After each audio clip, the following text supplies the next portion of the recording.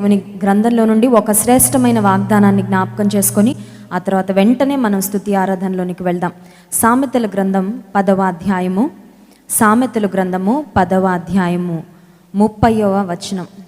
సామెతల గ్రంథం 10వ అధ్యాయము 30వ వచనం అందరం కలిసి చదువుకుందాం.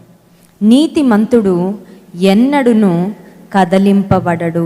ఇంకొకసారి చదువుకుందాం. నీతిమంతుడు ఎన్నడును కదలింపబడడు.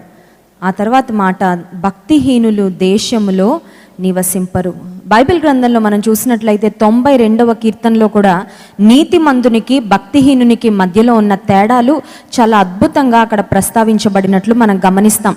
నీతిమంతుడు ఖర్జూర వృక్షం వలె మొవ్వు వేస్తారని ఒకసారి చూద్దాం. 92వ కీర్తనలో నీతిమంతుడు ఎలా వర్ధిల్లుతాడో, నీతిమంతుడు ఎలా ఆశీర్వదించబడతారో చాలా స్పష్టంగా వ్రాయబడింది. 92వ కీర్తన 12వ వచనం, నీతిమంతులు ఖర్జూర వృక్షము వలె మొవ్వు వేయుదురు, లెబానోను మీది దేవదారు వృక్షము వలె వారు ఎదుగుదురు. వృక్షాలేనంట, వృక్షాలు, సీడార్స్ ఆఫ్ లెబనన్, లెబానోను మీద దేవదారు. ఇప్పుడు మన మందిరానికి ఇక్కడ కింద కర్ర ఉంది చూసారండి, అది దేవదారు కర్ర, చాలా కాస్ట్లీ కర్ర. అయితే జాన్ వెస్లీ గారు మందిరం నిర్మించబడుతున్నప్పుడు ఆనాడు సొలోమోను ఏ దేవదారు కర్రను దేవుని మందిరానికి ఉపయోగించారు. క్రైస్ట్ వర్షిప్ సెంటర్లో ఇదంతా మనం చెక్కతో కట్టలేదు, కానీ కొంచెం భాగమైన ఆ దేవదారు కర్ర ఉండాలని దేవదారు కర్రను ఇక్కడ వేయించడం జరిగింది. దేవదారు కర్ర చాలా విలువైన కర్ర. దేవదారు వృక్షాలు చాలా ఎత్తుకి ఆకాశంలో ఎదుగుతాయంట. దేవదారు వృక్షాలను చాలా ఆకాశ పక్షులు, చాలా జంతువులు నివాస స్థానాలుగా వచ్చి వాటిలో బ్రతుకుతూ ఉంటాయంట. దేవదారు కర్రను మరి సొలొమోన్ రాజు దేవుని మందిరం కట్టడానికి వినియోగించాడు. అలాగే ఖర్జూర వృక్షం గురించి కూడా మనం ఆలోచిస్తే, ఖర్జూర వృక్షంలో వేస్ట్ అంటూ ఏది ఉండదంట. దాని వేరు దగ్గర నుంచి ఈవెన్ ఖర్జూరపు గింజలు, సీడ్స్ ఉంటాయి కదండి, మనం ఖర్జూరాలు బయట తింటాము. అయితే క్యామెల్స్ అంటే ఒంటెలు ఎడారి ప్రాంతాల్లో ఖర్జూరపు చెట్లు మనకు ఎక్కువ కనబడుతుంటాయి. ఒంటెలు ఖర్జూరపు గింజలను, ఆ సీడ్స్ను తింటూ ఉంటాయంట. ఖర్జూరపు చెట్టులో ఏది కూడా వేస్ట్ అవ్వదు. ఖర్జూర వృక్షము ఎత్తుకు ఎదుగుతుంది. అది కూడా అంత మాత్రమే కాదు, దేవదారు వృక్షం కూడా చాలా పెద్దగా పెరుగుతుంది. ఎంత పెద్దగా పెరుగుతుందంటే ఉడతలు, కొన్ని రకాలైన జంతువులు, ఆకాశ పక్షులు అన్నీ వచ్చి వాటిలో నివాస స్థానాన్ని ఏర్పాటు చేసుకుంటారు. కొంతమంది ఎలా ఉంటారంటే వారిని చూస్తేనే మనకి అమ్మో టచ్ మీ నాట్ అన్నట్లు ఉంటారు కదండి. వాళ్ళని చూస్తేనే వాళ్ళ దగ్గరికి వెళ్ళాలంటే మనకి భయం కలుగుతూ ఉంటుంది. ఎలా అంటే ప్రిన్సిపల్ సార్ని చూడగానే స్టూడెంట్స్ అందరూ తప్పుకున్నట్టు కొన్నిసార్లు మరి కొంతమంది దగ్గరికి ఎవ్వరూ వెళ్ళరు, కొంతమందిని ఎవరు అప్రోచ్ అవ్వడానికి ఇష్టపడరు. కానీ దేవుని బిడ్డలు ఒక వృక్షముల వలె ఎదిగి ఎంత బలిష్టంగా, ఎంత బలంగా ఉంటారంటే వారి వద్ద ఆదరణను, ఆశ్రయాన్ని, ఆనందాన్ని పొందుకోవడానికి చాలామంది వచ్చే విధంగా దేవుడు మన జీవితాలను మారుస్తాడు. హల్లెలూయా. పాస్టర్ అమ్మగారికి కరోనా పాజిటివ్ వచ్చింది. అప్పుడే వారిని హైదరాబాద్ పంపించాము. మరి వారి లగేజ్లు పాస్టర్ అమ్మగారు చెప్పారు కదా, పాస్టర్ అమ్మగారి సూట్ కేసు నేను సర్దాను, పాస్టర్ గారి సూట్ కేసు వెస్లీ గారు సర్దారు. ఆ డబుల్ మాస్క్ వేసుకున్నాము. అప్పటికే పాస్టర్ గారు దగ్గుతూ ఉన్నారు. మరి వైరస్ అంతా దాదాపు ఆ రూమ్ అంతా ఉండుంటుంది ఖచ్చితంగా. ఆ పరిస్థితుల్లో చాలా భయం ఉంది, చాలా బాధ ఉంది. తల్లిదండ్రులు ఇద్దరూ మాతో ఉంటే మరి వారికి వచ్చేసింది ఏంటి అనే బాధ. ఆ టైంలో కష్టపడి మరి వారిని ఏదో విధంగా కన్విన్స్ చేసి మీరు హైదరాబాద్ వెళ్తే చాలా త్వరగా మీరు కోలుకొని వస్తారని కారు ఎక్కించాము. ఆ తర్వాత ధన్యా సిక్ అయిందని తెలిసింది. గుండెల్లోనే బోల్డ్ అంత బాధ, మనకే లేదు ఆదరణ అన్నట్లుగా ఉంది నా పరిస్థితి. ఆ టైంలో చాలామంది నాకు ఫోన్ చేసి, అక్క మా ఇంట్లో మా హస్బెండ్కి కరోనా వచ్చింది, మా అమ్మగారికి కరోనా వచ్చింది, మా నాన్నగారికి కరోనా వచ్చిందంటే అప్పుడు నేను ఏం చెప్పాలండి? మాకే లేదమ్మా ఇక్కడ, ఇంకా మీకేం చెప్తాను ధైర్యం అని నేను అనాలా? వారు ఎందుకు ఫోన్ చేశారు? నాకు ఆదరణ కొరకే, ధైర్యం కొరకే. అలాంటి సమయంలో నా పరిస్థితి అలా పక్కకి తోసేసి వారికి ఒక దేవుని సేవకురాలిగా దేవుడు ఏ ఆదరణ మాటలు చెప్పమన్నాడో అవి చెప్తూ ఉండేదాన్ని. ఇంకొక మాటలో చెప్పాలంటే మా కష్ట సమయంలో ఇంకెక్కువ మందిని ఆదరించడానికి దేవుడు సహాయం చేశాడు. హల్లెలూయా.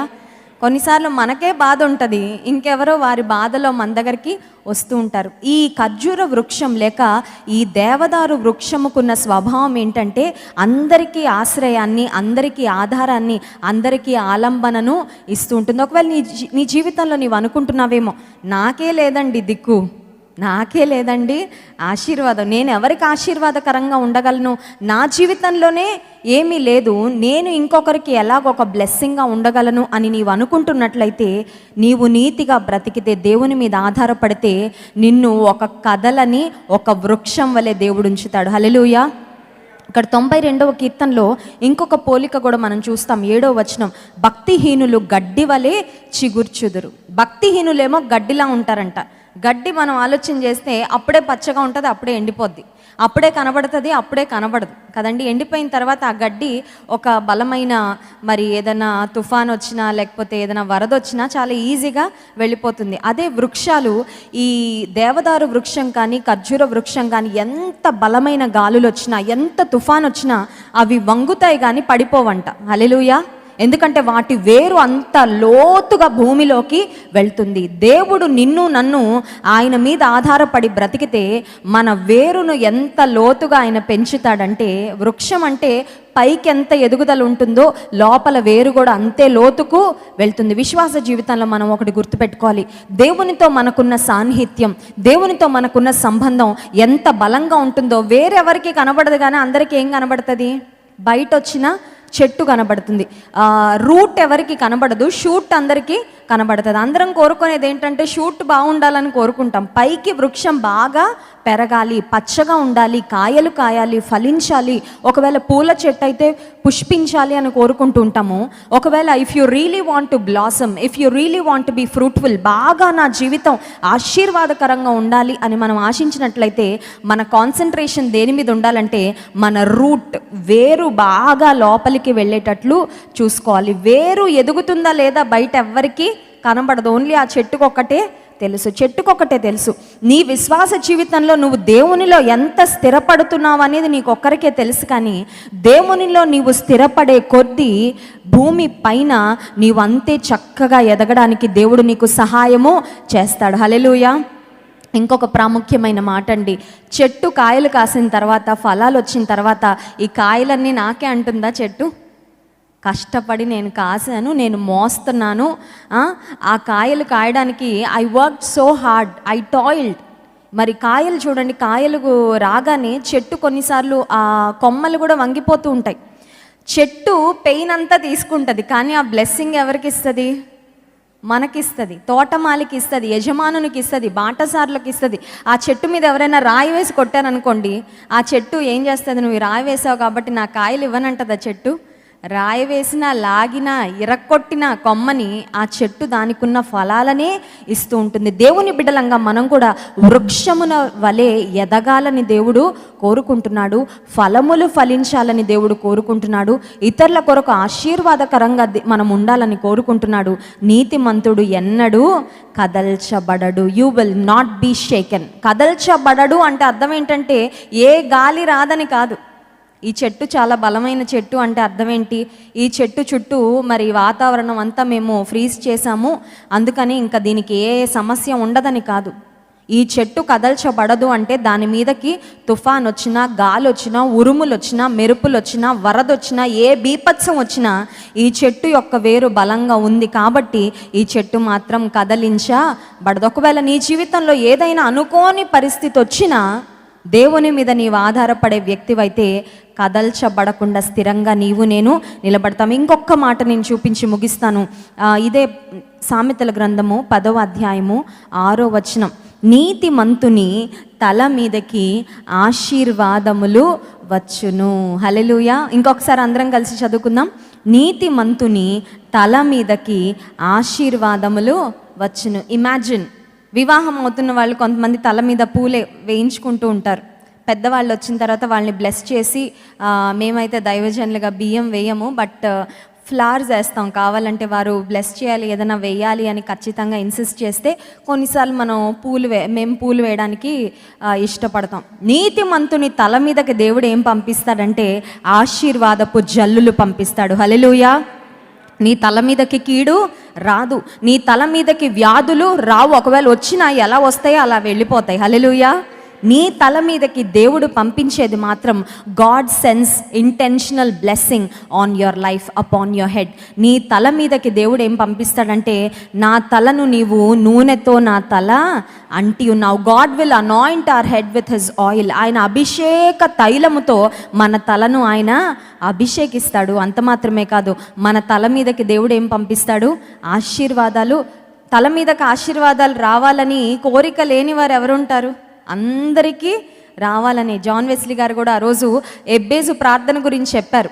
మొదటి దినవృత్తాంతముల గ్రంథం 4వ అధ్యాయం 10వ వచనంలో 4 మాటలు 4 రోజులు ధ్యానం చేసాం ఎబ్బేజు ప్రార్థన. అందులో మొదటి మాట, నీవు నన్ను ఆశీర్వదించు అని దాని మీద వాక్యం చెప్పగానే నేను అక్కడ మోకరించి, ప్రభా ఏం పాట పాడాలనగానే ఆశీర్వాదములు మా మీద అనే పాట నాకు జ్ఞాపకం వచ్చింది. ఎందుకంటే వర్షంలాగే కురవాలి, ఒక తుంపర్లాగా ఏదో అలా అలా పడితే మాకొద్దయ్య సమృద్ధి అయిన నీ వర్షాన్ని, ఆశీర్వాదపు వర్షాన్ని, జల్లులను మా మీద, మా కుటుంబాల మీద, మా సంఘం మీద కుమ్మరించు. దేవుడు కూడా అదే వాగ్దానం చేస్తున్నాడు.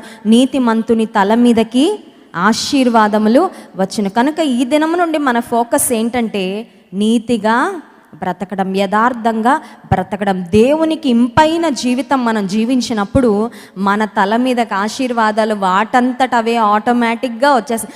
ఆశీర్వాదాలు వస్తున్నాయా లేదా అని మనం చూసుకోవసరం లేదు. చూడండి, కొంతమంది నీతిగా బ్రతకడం మీద కాన్సన్ట్రేట్ చేయరు, కానీ 5 నిమిషాలకు ఒకసారి పైకి చూస్తుంటారు, నాకు ఆశీర్వాదాలు ఇంకా రావట్లేదేంటి, ఇంకా ఏమైంది, ఇంకా ఎందుకు రావట్లేదు, ఇంకెప్పుడు వస్తాయి, ఇలా ఆలోచిస్తూ ఉంటాం. When you start focusing on doing the right thing, the right blessings will follow. ఏవి సరైనవో, ఏది దేవుని దృష్టిలో ఇంపైనదో దాన్ని చేయడానికి మనం ప్రయత్నం చేసినప్పుడు నీ కొరకు పంపించాల్సిన ఆశీర్వాదాలను పంపించే బాధ్యత ఎవరు చూసుకుంటారు? దేవుడు తీసుకుంటాడు. హల్లెలూయా. కనుక నీతిమంతుని తల మీదకి ఆశీర్వాదములు వచ్చును. నీతిమంతుడు ఎన్నడూ, ఒకసారి అందరం తల మీద చేయి పెట్టుకొని చెప్దాం, నా తల మీదకి ఆశీర్వాదములు వచ్చును. హల్లెలూయా. అందరూ లేచి నిలబడి దేవుని స్తుతించి ఆరాధించుకుందాం. This is a time to praise and worship God. ఏ తెగులు నీ గుడారము సమీపించదయా, అపాయము రానే రాదు, రానే రాదమ్మా అనే పాటను పాడుతూ దేవుని స్తుతిద్దాం.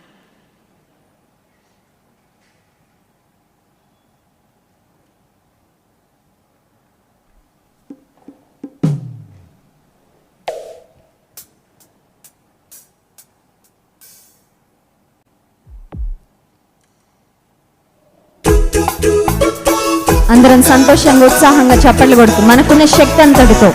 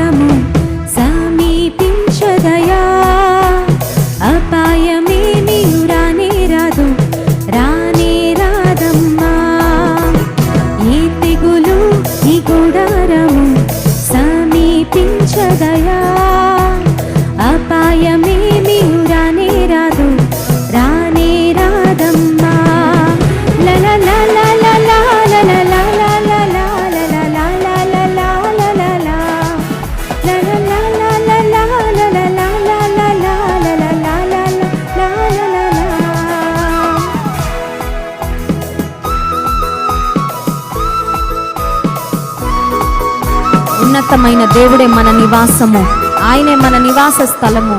ఏ కీడు ఏ హాని మనకు రానివ్వడు.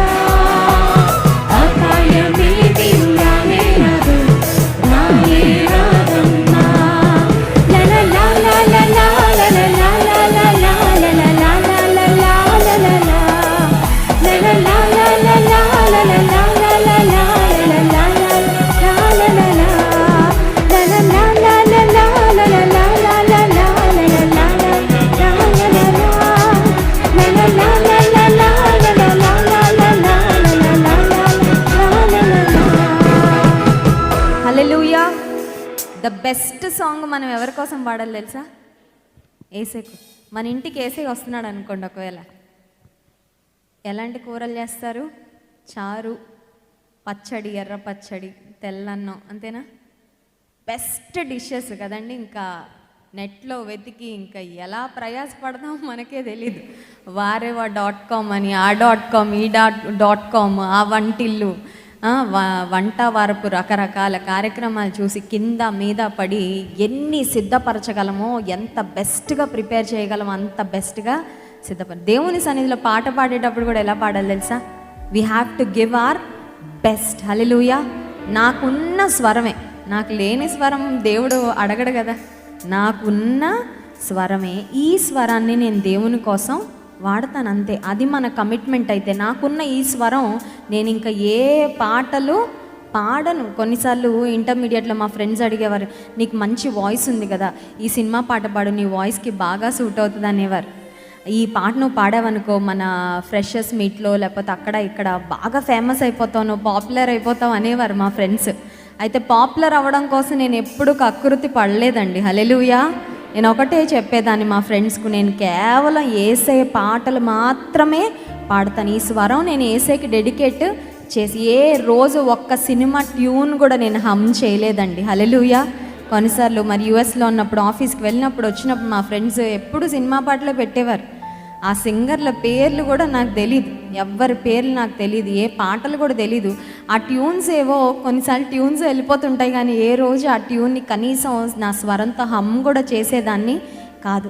లాక్డౌన్ స్టార్ట్ అయిన తర్వాత నా వాయిస్ ఇబ్బంది పెట్టేసింది, నన్ను బాగా ఇబ్బంది పెట్టేసింది. ఆ రోజు మార్నింగ్ ప్రేయింగ్ ఫర్ ద వరల్డ్లో నా గొంతు బాగా ఇబ్బంది పెట్టేస్తూ ఉంటే ఆ టైంలో అపవాద్ అంటున్నాడు, ఇంకా నీ వాయిస్ పనిచేయదు, ఇంకా నీ వాయిస్ బాగా అతిగా వాడేసావు, నీ వోకల్ కార్డ్స్ అన్నీ ఇంక అయిపోయాయి అంటే దేవుని సన్నిధిలో మోకాళ్ళేసి ఒకటే చెప్పాను, ఈ స్వరం నీ కోసమే, చనిపోయే వరకు నీ మాటలు ప్రకటించడానికి, అనేక మందిని ఆదరించడానికి ఈ స్వరాన్ని వాడుకో బ్రవ్వా, ఈ స్వరాన్ని నువ్వు ముట్టు, ఈ వోకల్ కార్డ్స్ నువ్వు బాగు చేయని నా వాయిస్ మీద అపవాది చాలా అటాక్ చేయడానికి ప్రయత్నం చేశాడండి. I know how much the devil has tried to attack.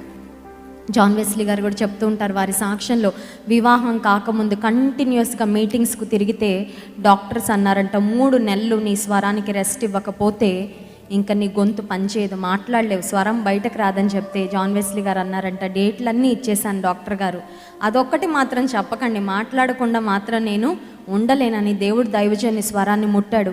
నా వాయిస్ని కూడా అపవాది చాలా దాడి చేశాడు. VBS అయితే లాస్ట్ రోజుకి నేను మోగదానిలా అయిపోయేదాన్ని, గొంతు తెరిసేదాన్ని కానీ స్వరం బయటకు వచ్చేది కాదు. అలాంటి సమయంలో అదొక బ్యాటిల్ లాగా అనిపించేది నాకు, ఎందుకంటే దేవుని కొరకు వాడబడుతున్న దేన్నైనా అపవాది చాలా బలంగా ట్రై చేస్తాడు వెనక్కి లాగడానికి. మందిరానికి వెళ్తావా, 40 days వెళ్ళిపోతావా, నిన్ను ఎలా ఆపాలో నాకు తెలుసు. అపవాది ఎప్పుడైనా ఎగిరే పక్షులను వేటగాడు చక్కగా గురి చూసి కొట్టడానికి ప్రయత్నం చేసినట్లు విశ్వాస జీవితంలో నీకున్న దేన్నైనా సరే, ఒకవేళ నీ ధనాన్ని దేవుని కొరకు ఇస్తున్నప్పుడు అపవాది నీకు చెప్తాడు, నువ్వు దేవునికి ఇచ్చి ఎంత నష్టపోయావో, ఆ పక్కన వారు చూడు ఆ డబ్బులే బిజినెస్లో పెట్టారు, వారు ఎంత బాగా బాగుపడిపోయారని. కొన్నిసార్లు నిన్ను బలహీనపరచాలని, నీవు ఏది దేవుని కోసం చేస్తున్నావో అది నువ్వు చేయకుండా నిన్ను వెనక్కి లాగాలని ప్రయత్నం చేస్తుంటాడు. కానీ విశ్వాస జీవితం సాగిపోయేదే కానీ ఆగిపోయేది కాదు. హల్లెలూయా. దేవుడు తిరిగి తన కృపనిచ్చాడు, ఈ వోకల్ కార్డ్స్ని దేవుడు ముట్టాడు, అందుని బట్టి దేవునికి మహిమ చెల్లిస్తున్నాను.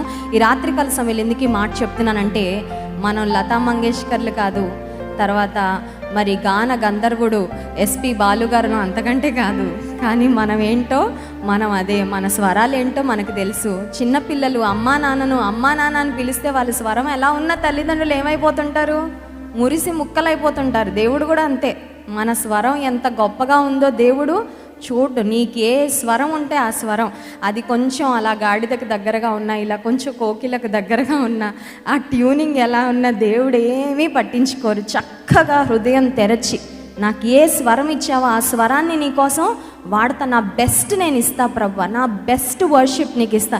ఎవరు చూస్తున్నారని నేను పట్టించుకోను, పక్కవారు భయపడినా నేను అంతకంటే పట్టించుకోను. నా స్తుతి నా ఆరాధన నీకే అని ఈ రాత్రికాల సమయంలో ఒక శ్రేష్టమైన ఆరాధన దేవునికి చెల్లిద్దాం. స్తుతియు మహిమ ఘనత నీకే యుగ యుగములు కలుగును దేవా. పరలోకంలో దూతలు ఆరాధిస్తున్నాయంట, ఏంజలిక్ వాయిసెస్, దూతలు ఎలా స్తుతిస్తాయో ఒకసారి నాకు వినాలని ఉంది. ఎందుకంటే దూతలు ఎంతో అద్భుతంగా పాడతాయి, ఈ 2 చెవులు సరిపోవు.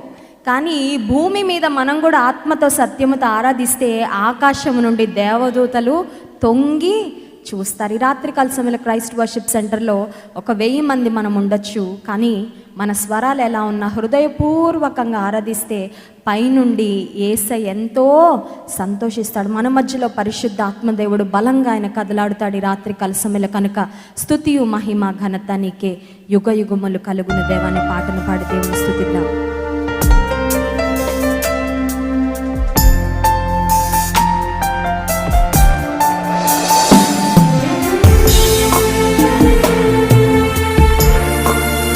అందరం కళ్ళు మూసుకొని యేసయ్యపై మన ధ్యాస మన ధ్యానాన్ని నిలిపి శ్రేష్టమైన స్తుతి యాగం ఆయనకు చెల్లిద్దాం. Lord we praise you Jesus, we thank you Lord. యేసయ్యానికి స్తోత్రం, యేసయ్యానికి మహిమ.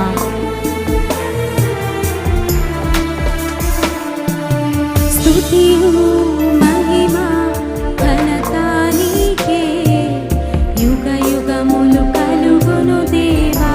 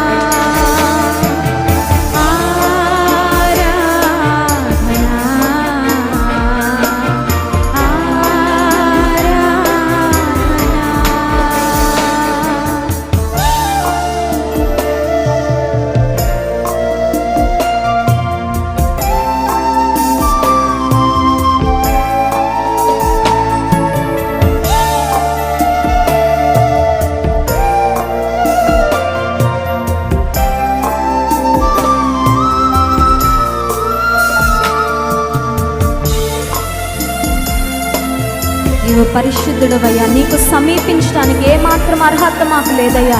పరిశుద్ధుడా నీకు స్తోత్రాలు, మహిమాన్వితుడా నీకే మహిమ.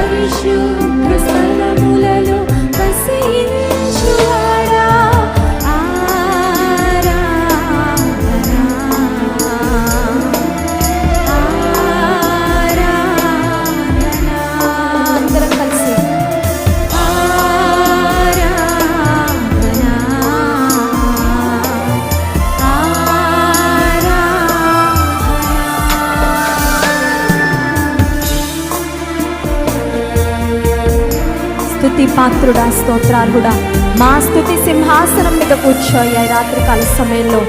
Lord we offer you praise, Lord we offer you the sacrifice of our lips.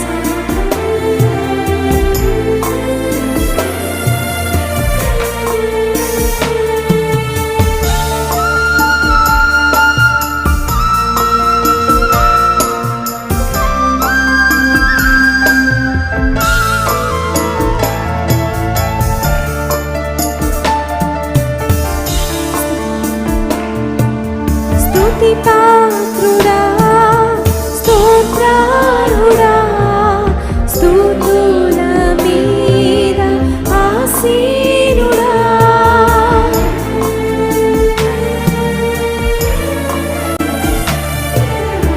స్తుతి పాత్రుడా స్తోత్రారుడా స్తుతుల మీద ఆసీనుడా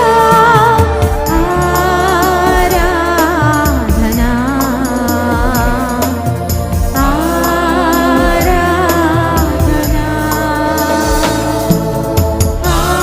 ఆరాధనా ఆరాధనా స్తుతియు మహిమ ఘనత నీకే యుగ యుగములు కలుగును దేవా అయ్యా స్తుతి నీకే. స్తుతియు మహిమ ఘనత నీకే యుగ యుగములు కలుగును దేవా పరమందు దూతలతో ఇహమందు శూద్రులతో పరమందు దూతలతో ఇహమందు శూద్రులతో కొనియాడబడుచున్న దేవా కొనియాడబడుచు ప్రతి ఒక్కరం రెండు చేతులతో ఆరాధన నీకేనయ్యా. ఆరాధనా ఆరాధనా ఒక శ్రేష్టమైన ఆరాధన యేసుకు చెల్లిద్దాం.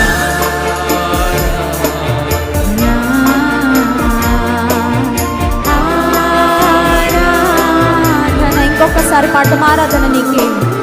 ఆరాధనా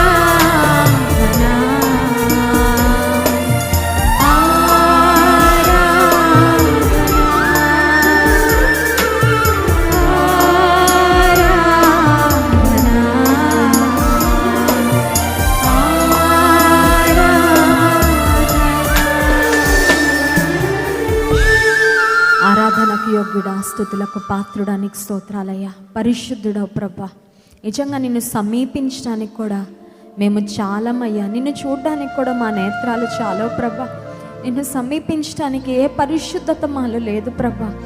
కేవలం నీ కృపను బట్టి అయ్యా నీకు సమీపస్తులుగా మమ్మల్ని చేసుకున్నావు. నీకు స్తోత్రాలయ్యా. నీ స్నేహితులని మమ్మల్ని పిలిచావు ప్రభా, నీకు స్తోత్రాలు.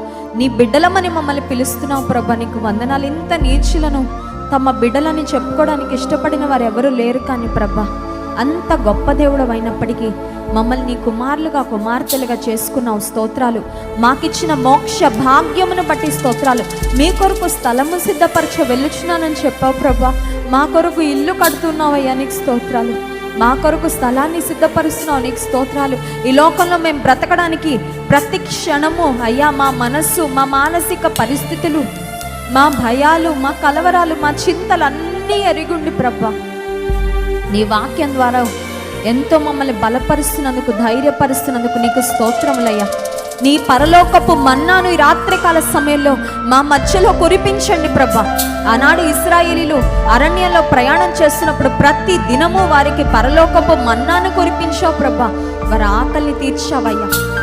ఈ రాత్రికాల సమయంలో కూడా నీ పరలోకపు మన్నాను మాకు అందించండి ప్రభా, మాకు అనుగ్రహించండి అయ్యా. తెరవబడిన ఆకాశమును మేము చూచినట్లు సహాయము చేయి ప్రభా. నీ వెలుగును మాపై ప్రకాశింపచే, నీ మహిమతో మమ్మల్ని కప్పయ్యా. పరలోకపు గవిని ఇదే అని ఆనాడు నాయన భక్తుడు సెలవిచ్చినట్లుగా పరలోకపు గవినిగా క్రైస్ట్ వర్షిప్ సెంటర్ను నీ ఉంచినందుకు స్తోత్రాలు ప్రభా. నీ పరలోకపు దర్శనాలు ఆనాడు యాకోబు ఎలా చూశాడు, పరలోకము తెరవబడుట ఆనాడు స్టెఫెను భక్తుడు ఎలా చూశాడో ప్రభా. నిన్ను స్పష్టంగా మేము చూడాలయ్యా, నిన్ను లోతుగా మేము తెలుసుకోవాలి ప్రభా. నీకు దగ్గరగా మేము రావాలయ్యా. ప్రతి పాపము, ప్రతి భయము, ప్రతి శరీర స్వభావము, ప్రతి శరీర ఆశ, ప్రతి లోకాశను విసర్జిస్తూ ప్రభా నీలో మేము కొనసాగడానికి సహాయం చేయండి. మమ్మల్ని బలపరచడానికి, మా కుటుంబాలను ధైర్యపరచడానికి, మా కష్టాలు నీ సన్నిధిలో విన్నవించుకోవడం ద్వారా మాకు జవాబులు ఇవ్వడానికి ఈ 40 దినాల ఉపవాస ప్రార్థనలు మా కొరకు ఏర్పాటు చేసినందుకు స్తోత్రాలు. 40 దినాల ప్రార్థనల తర్వాత ఆత్మీయంగా ఇంకా బలవంతులుగా మమ్మల్ని చేయబోతున్నావయ్యా, నీకు స్తోత్రాలు. చేస్తూ ఉన్నందుకు వందనాలు ప్రభా. ప్రతి ప్రార్థన నీ సన్నిధిలో ఇప్పటి వరకు నాయన చేయబడిన ప్రతి ప్రార్థనని విన్నందుకు స్తోత్రాలు ప్రభా. ఆఖరిలో చేయబడుతున్న స్వస్థత ప్రార్థన ద్వారా కూడా అనేక మందిని ముట్టబోతున్నావు, బాగు చేయబోతున్నావయ్యా, నీకు స్తోత్రాలు చెల్లించుకుంటున్నాం ప్రభా. బలమైన నీ సందేశం మాకు వినిపింపచేయండి. మా సంఘాన్ని నీవు ఆశీర్వదించండి. ఆత్మీయ తల్లిదండ్రులు బలపరిచిన మంచి ఆరోగ్యాలు ఇవ్వండి, దీర్ఘాయువు దయచేయండి. అలాగే దైవజనులు జాన్ వెస్లీ గారు మా కుటుంబాన్ని చేతులకు అప్పగిస్తున్నాను ప్రభా. బలమైన నీ ఆత్మశక్తితో మీ దాసుని నింపి వాడుకోనండి అయ్యా, సహాయం చేయండి. అనేక మంది యొక్క బంధకాలు త్రెంచబడినట్లు సహాయం చేయండి. అనేక మంది ఆత్మలో ధైర్యపరచబడినట్లు, విశ్వాసాలు స్థిరపరచబడినట్లు సహాయం చేయండి. నీతిమంతుడు ఎన్నడూ కదల్చబడ్డని, నీతిమంతుని తల మీదకి ఆశీర్వాదములు వచ్చినని వాగ్దానం చేశావు. నీ వాగ్దానాలు మా అందరి పక్షంగా నెరవేర్చండి అయ్యా. క్రైస్ట్ వర్షిప్ సెంటర్లో ఉన్న ప్రతి బిడ్డను, ప్రతి కుటుంబాన్ని దేవా నీవే దీవించి ఆశీర్వదించండి ప్రభా. లైవ్లో పాల్పొందుతున్న ప్రతి ఒక్కరిని కూడా శ్రేయస్కరమైన నీ దీవెనలతో, ఆశీర్వాదములతో నీవే తృప్తిపరచుమని వేడుకుంటాను ప్రభా. ఎన్నో ఎన్నో మేలులు, ఎన్నో ఎన్నో ఈవులు నీ నుండి మేము పొందుకోవడానికి సహాయము చేయమని వేడుకుంటూ మా చుట్టూ, మా కుటుంబాల చుట్టూ, మా సంఘము చుట్టూ నీ రక్తపు కంచెను వేయండి అయ్యా. ప్రతి కీడు నుంచి తప్పించండి, ప్రతి శోధన నుంచి తప్పించండి, ప్రతి అపాయము నుండి తప్పించండి. అన్ని విషయాలు మాకు జయ జీవితాన్ని దయచేయండి ప్రభా. నీకు స్తోత్రాలు. ఎన్నో సాక్ష్యాలు, మరెన్నో సాక్ష్యాలు ఇంకా మేము వినగలుగునట్లు సహాయం చేయమని ఘనత మహిమ ప్రభావం మీకే చెల్లిస్తూ ఈ స్తుతి ఆరాధన ప్రార్థన యేసు నామమున మీకే సమర్పిస్తున్నాం తండ్రి. ఆమేన్.